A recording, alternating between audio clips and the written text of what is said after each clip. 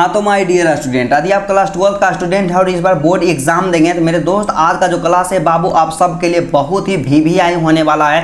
क्योंकि हम लोग क्या करेंगे, हिंदी का सेट ए जो मॉडल पेपर का है, मॉडल पेपर का सॉल्यूशन करेंगे। और यहाँ पे निर्देश के बारे में बात कर लेते हैं मेरे भाई की। कुल प्रश्नों की संख्या आपका 50 होगा और प्रत्येक प्रश्न 1 नंबर का होगा। और कक्षा 12 में आपका हिंदी है, हिंदी का मोस्ट इंपोर्टेंट क्वेश्चन है जो कि बिहार विद्यालय परीक्षा समिति पटना जो आपका होता है इसके लिए मोस्ट इंपोर्टेंट है। और कुल अंक के बारे में बात कर लिया जाए कि कुल कितना अंक का आपका एग्जाम होगा, तो मेरे दोस्त देखिए कुल 50 अंक का एग्जाम होगा और आपके पास 100 गो ऑप्शन रहेगा और 100 में से केवल आपको 50 क्वेश्चन का आंसर देना रहेगा। तो यहाँ पे 50 क्वेश्चन का आंसर दीजिएगा और एक क्वेश्चन 1 नंबर का रहेगा तो 50 गुने 1 कीजिएगा तो टोटल 50 नंबर का आपका एग्जामिनेशन होने वाला है। और मेरे दोस्त यहाँ पे इसका जो निर्देश होता है तो निर्देश को पढ़ लेते हैं, क्योंकि एग्जामिनेशन हॉल में जब आप प्रवेश कीजिएगा नहीं तो आपको इसी तरह का निर्देश पढ़ना रहेगा। तो सबसे पहले इसमें क्या कहा गया है कि इसमें सबसे महत्वपूर्ण 35 प्लस या फिर यहाँ पे 50 प्लस कर दीजिए वीवीआई प्रश्न शामिल है। मतलब आज जो हम आपको कराएंगे काफी मोस्ट इंपोर्टेंट और वीवीआई प्रश्न रहेगा जो हर साल परीक्षा में पूछ लिए जाते हैं। इसे बार बार पढ़ना है और अपनी सफलता को सुनिश्चित करना है। इसलिए मेरे बाबू मेरे दोस्त आपसे बस यही रिक्वेस्ट रहेगा, यदि आप बोर्ड एग्जाम में बेहतर करना चाहते हैं ना तो जितना बताया जा रहा है उतना सिर्फ आप कंप्लीट कर लीजिएगा। एग्जाम में एक भी क्वेश्चन छूट जाए तो आप लोग नाम बदल दीजिएगा, ठीक है। तो चलिए सबसे पहला प्रश्न, और जो कि काफी मोस्ट इंपोर्टेंट है, पॉपुलर प्रश्न है। तो सबसे पहला प्रश्न आपका क्या होता है, व्याकरण से, हिंदी व्याकरण से 1 नंबर का क्वेश्चन कि किसी काम में दखल देना क्या कहलाता है। देखिए किसी काम में जब हम दखल देते हैं तो उसे हम लोग हस्तक्षेप कहते हैं। ऑप्शन नंबर जो आपका ये होगा बिल्कुल सही आंसर हो जाएगा। और वही बात करते हैं मेरे दोस्त मेरे भाई प्रश्न संख्या 2 के बारे में कि जानने की इच्छा रखने वाला क्या कहलाता है। तो देखिए जो जानने की इच्छा रखता है उसे हम लोग जिज्ञासु कहते हैं। क्या कहते हैं, जिज्ञासु कहते हैं। कुंदन काफी मोस्ट इंपोर्टेंट क्वेश्चन है, एग्जाम में इसी तरह का पूछा जाएगा, ठीक है। उसके बाद तीसरा प्रश्न जो दिया गया है ना बाबू, क्या कहता है कि वन में चरने वाला क्या कहलाता है। आपको नहीं पता है जी कि जो वन में चरता है उसे हम लोग वनचर कहते हैं। क्या, वनचर कहते हैं। और वन से याद रखिएगा वन और चरने वाला से याद रखिएगा चर। और कई ऐसे स्टूडेंट होते हैं जो वनचर मार देते हैं, ये वाला गलत हो जाएगा क्योंकि यहाँ पे देखिए यहाँ पे ब है और यहाँ पे ये यहाँ पे आ है। तो यहाँ पे ऑप्शन नंबर जो आपका सी होगा बाबू बिल्कुल सही आंसर हो जाएगा। बिल्कुल आपको करेक्ट मारना है, ठीक है।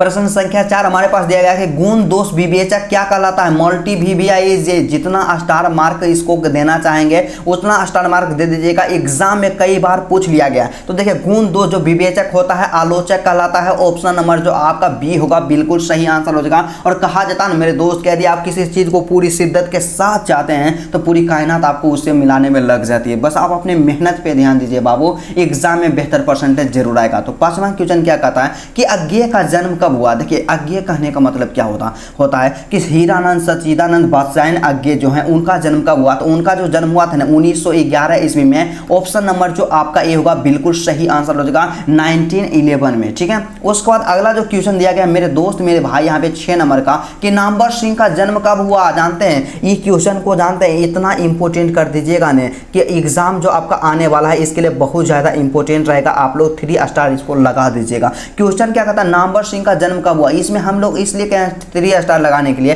क्योंकि मैक्सिमम जगह जो किताब में दिल रहेगा ना 1926 ईस्वी दिल रहेगा, लेकिन बिल्कुल गलत है जी। नामवर सिंह का जो जन्म हुआ था कब हुआ था, 1927 में हुआ था। कब, 1927 में हुआ था। काफी मोस्ट इंपोर्टेंट है। ऑप्शन नंबर यहाँ पे आपका ये होगा बिल्कुल सही आंसर हो जाएगा। क्या हो जाएगा, 28 जुलाई। आप लोग ये भी याद रखिएगा 28 जुलाई 1927 ईस्वी में आपका जो किताब होता है दिगंत भाग 2 उससे पूरा कंफर्म कर दिए हैं। तो गलती का तो चांस ही नहीं है। तो इसमें कभी भी डाउट आपको नहीं करना क्योंकि मास यहाँ पे जो 12th ज्ञान आपका चैनल होता है आपको हमेशा एक सही आंसर प्रोवाइड करवाता है। तो 7 नंबर का प्रश्न कहता है निम्न में से प्रेम के पीर किसे कहा जाता है। आपको नहीं पता है कि प्रेम के पीर के कवि ने हम लोग मलिक मोहम्मद जायसी को कहते हैं। ऑप्शन नंबर जो आपका यहाँ पे सी होगा बिल्कुल सही आंसर हो जाएगा। और उसके बाद 8वां क्वेश्चन जो मेरे पास दिया गया ना मेरे दोस्त कि निम्न में से कौन राष्ट्र कवि है। आपको नहीं पता है जी कि राष्ट्र कवि किसको कहते हैं। विनोद, आप अच्छा ये बताइए राष्ट्र कवि नहीं जानते हैं। राष्ट्र कवि के बारे में तो हम जानवे नहीं करते हैं कि राष्ट्र कवि किन्हें कहा जाता है। रामधारी सिंह दिनकर को कहा जाता है। क्या, रामधारी सिंह दिनकर को कहा जाता है। तो रामधारी सिंह दिनकर जो है कितना ऑप्शन यहाँ पे कितना नंबर में है, तो ऑप्शन नंबर जो आपका सी होगा ऑप्शन नंबर सी बाबू बिल्कुल सही आंसर हो जाएगा। रामधारी सिंह दिनकर, यहाँ पे दिनकर दिया गया है। Option number C is the correct answer, right. उसके बाद नेक्स्ट क्वेश्चन जो हमारे पास दिया गया है मेरे दोस्त 9 नंबर का कि आचार्य रामचंद्र शुक्ल की नजर में बाल कृष्ण भट्ट जी जो हैं क्या थे। आपको नहीं पता है कि आचार्य रामचंद्र शुक्ल की नज़र में बाल कृष्ण भट्ट क्या थे, साहित्य के एडिशन थे। क्या साहित्य के एडिशन थे?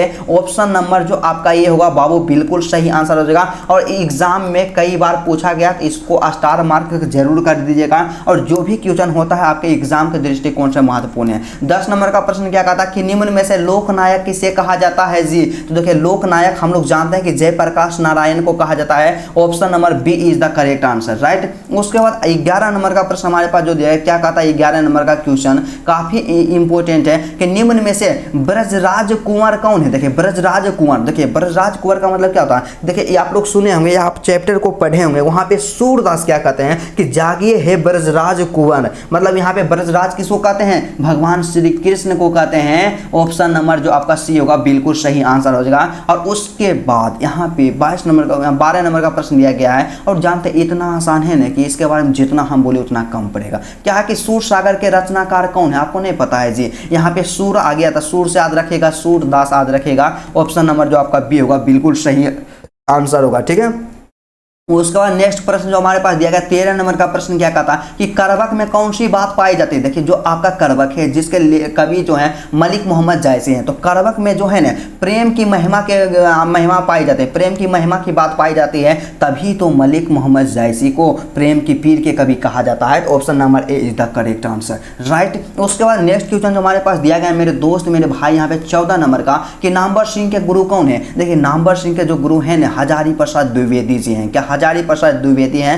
ऑप्शन नंबर बाबू ए होगा आपका बिल्कुल सही आंसर हो जाएगा। और यदि आपको वीडियो अच्छा लगता है तो बाबू वीडियो को आप लोग लाइक कर दीजिएगा, क्योंकि आपका लाइक जो होता है ना मोटिवेशन को मेरा बढ़ाता है और हम आपके लिए और ज़्यादा वीडियो को लेकर के आएंगे। तो आप लोग क्या कीजिएगा, यदि आपको वीडियो पसंद आ रहा है वीडियो को लाइक कर दीजिएगा, चैनल पर नए हैं तो चैनल को सब्सक्राइब जरूर कर लीजिएगा। अगला क्वेश्चन क्या कहता है कि कमायनी के रचयिता कौन है? आपको नहीं पता है। विनोद, विनोद आप ये बताइए कि कमायनी के बारे में आप नहीं पढ़े हैं। कमायनी के रचयिता जो है ना जयशंकर प्रसाद जी हैं। अभी से आप याद रखिएगा एग्जाम के दृष्टिकोण से 5 स्टार वाला क्वेश्चन है, कभी भी इसको मिस नहीं कीजिएगा, ठीक है। उसके बाद वही बात कर लेते हैं नेक्स्ट क्वेश्चन के बारे में। तो अगला जो क्वेश्चन हमारे पास दिया गया मेरे भाई काफी ज्यादा इंपॉर्टेंट है। क्वेश्चन नंबर 16 जो हमारे पास दिया गया है क्या कहता है? 16 नंबर का प्रश्न जो है ना क्या कहता है कि हंसते हुए मेरा अकेलापन किस साहित्य की कौन सी विधि है? मतलब हिंदी साहित्य की कौन सी विधा है? मतलब बताना है कि हंसते हुए मेरा अकेलापन क्या है। यहाँ पे डायरी है या आत्रा वृत्तांत है या आत्मकथा है या शब्द चित्र है। देखिए इसका जो सही आंसर क्या हुआ कि हंसते हुए मेरा अकेलापन है जो है ना एक प्रकार का डायरी है, एक प्रकार का डायरी है। Option number A is the correct answer, right. उसके बाद 17 नंबर का प्रश्न क्या दिया गया है विनोद? 17 नंबर का क्वेश्चन दिया गया है ना छोटू कि निम्न में से गद्य कविता कौन है? आपको नहीं पता, एग्जाम में जानता है इतना बार पूछा गया ना जी, इसको 100 स्टार लगा दीजिएगा, कभी भी इसको मिस आप करवे नहीं कीजिएगा। देखिए गद्य कविता के बारे में जब भी बात कर लिया जाए तो हार जीत जो आपका है गद्य कविता है। ऑप्शन नंबर जो आपका बी होगा बाबू बिल्कुल सही आंसर हो जाएगा। और इसी तरह से गर्दा उड़ा दीजिएगा और चैनल को इतना ज़्यादा शेयर कीजिएगा ना कि 12th ज्ञान जो आपका चैनल है बिहार का नंबर 1 विश्वसनीय और एक सही डायरेक्शन दिखाने वाला चैनल बन जाए, ठीक है। तो 18 नंबर का प्रश्न क्या कहता है कि भूषण किस रस के महान कवि हैं? आपको पता होना चाहिए कि यहाँ पे भूषण जो है कवि भूषण है, तो कवि भूषण के समय में सभी कवि श्रृंगार रस को अपनाते थे, लेकिन कवि भूषण ने श्रृंगार रस को नहीं अपना करके वीर रस को अपना लिया। तो ऑप्शन नंबर जो आपका सी होगा बिल्कुल सही आंसर होगा, ऑप्शन नंबर सी, ठीक है। आप लोग गलती का कभी गुंजाइश ही मत कीजिएगा, ठीक है। उसका 19 नंबर का प्रश्न क्या दिया गया? 19 नंबर का प्रश्न क्या कहता है कि ओ सदा नीरा निबंध किस नदी को आधार बनाकर लिखा गया? आपको नहीं पता है कि ओ सदा नीरा जो आपका निबंध है ना गोलू, ओ सदा नीरा में गंडक नदी को गंडक नदी को यहाँ पे आधार बना करके लिखा गया है। Option number D is the correct answer, right. उसके बाद 20 नंबर का क्वेश्चन क्या कहता है मेरे दोस्त मेरे भाई कि जायसी किस कालखंड के कवि हैं? तो देखिए जायसी कहने का मतलब क्या होता है कि मलिक मोहम्मद जायसी किस काल के कवि हैं? यहाँ पे भक्ति काल के कवि हो जाएंगे, क्योंकि मलिक मोहम्मद जायसी जो हैं भक्ति काल के कवि हैं। Option number B is the correct answer. Right. उसके बाद 21 नंबर का प्रश्न दिया गया छोटो 21 नंबर का क्वेश्चन क्या कहता है कि संत तुलसीदास कैसे कवि हैं। काफी मोस्ट इंपोर्टेंट है, एग्जाम में क्वेश्चन पूछा जा सकता है। आप लोग बताइएगा कि संत तुलसीदास कैसे कवि हैं। जबकि आप यहाँ पे क्या होता है कि अक्सर स्टूडेंट यहाँ पे क्या होते हैं, कंफ्यूज हो जाते हैं कि संत जो तुलसीदास होते हैं कैसे कवि हैं। एग्जाम में जानते हैं, एग्जाम में क्वेश्चन पूछा जाता है